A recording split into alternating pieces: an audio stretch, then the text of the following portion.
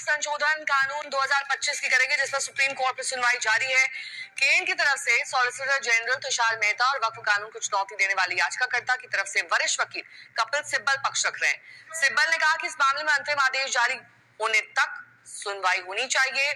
कपिल सिब्बल ने बहस शुरू करते हुए कहा कि ये कानून गैर कानूनी और वक्फ संपत्ति को कंट्रोल और छीनने वाला है। वक्फ की जाने वाली संपत्ति पर किसी विवाद की आशंका से जांच होगी। कलेक्टर जांच करेंगे। जांच की कोई समय सीमा नहीं है। जब तक रिपोर्ट नहीं आएगी संपत्ति वक्फ की नहीं हो सकती। सिब्बल ने कहा कि मस्जिदों में चढ़ावा नहीं होता है, दान से चलती हैं वक्फ संस्थाएं।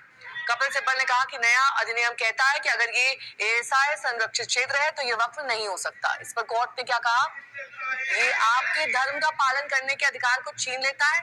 क्या आप वहां जाकर प्रार्थना नहीं करते? जवाब में सिब्बल ने कहा, हाँ, इसमें कहा गया है कि वक्फ संपत्ति की घोषणा शून्य है। फिर कोर्ट ने कहा कि क्या ये आपके अधिकार को भी छीन लेता है? इसमें सिब्बल ने कहा कि अगर ये शून्य है तो मैं वहां कैसे जा सकता हूँ? मुख्य न्यायाधीश ने तब कहा कि मैंने मंदिर का दौरा किया जो एएसआई के अधीन है, लेकिन भक्त वहां जाकर पूजा कर सकते हैं। तो क्या ऐसी घोषणा आपके पूजा करने के अधिकार को छीन लेती है? सिब्बल ने कहा कि अगर आप कहते हैं कि वक्फ शून्य है तो यह वक्फ नहीं है। मेरा कहना है कि यह प्रावधान अनुच्छेद 25 का उल्लंघन करता है।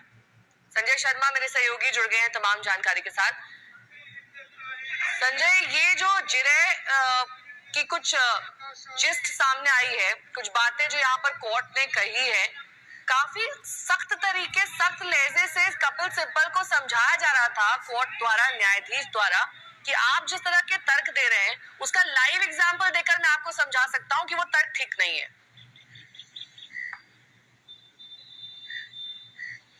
जी हाँ, बिल्कुल। इस मामले में कोर्ट कई बार सुनवाई के दौरान कुछ अपनी जिज्ञासाएं रखता है, मामले की तह तक पहुंचने के लिए कई सारे सवाल पूछता है, कई बार अपनी तरफ से उदाहरण देके बताता है ताकि सामने वाला और तर्कों से अदालत को संतुष्ट कैसे कर पाता है, इस बारे में तस्दीक करना चाहता है कोर्ट ने कई बार ये कहा, जैसे कपिल सिब्बल ने कहा कि मस्जिदों का रख रखाव वक्फ बाई यूजर होता है, उसमें कोई चढ़ावा नहीं चढ़ता।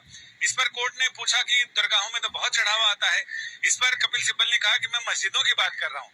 कपिल सिब्बल अभी, हालांकि अदालत भोजनावकाश के लिए उठ गई है, लेकिन कपिल सिब्बल लगातार यही कहते रहे कि इस कानून के कई प्रावधान हैं जो वक्फ के जो मूल भावना है उसके खिलाफ है। सरकार संपत्तियों को अपने पास रखना चाहती है जो रजिस्टर्ड संपत्ति नहीं है। इसमें एक प्रावधान पर आपत्ति दर्ज कराई कि कोर्ट ये कह रहा है कि वक्फ करने वालों का नाम, पता और तमाम पहचान पता चलनी चाहिए, लेकिन जो 200 साल 300 साल पहले जो संपत्तियां वक्फ की गई हैं उसके कागज लोग कहां से लाएंगे? ये एक तरह की साजिश है सरकार की कि वक्फ की हुई संपत्ति को हड़पने की और उस पर कब्जा करने की।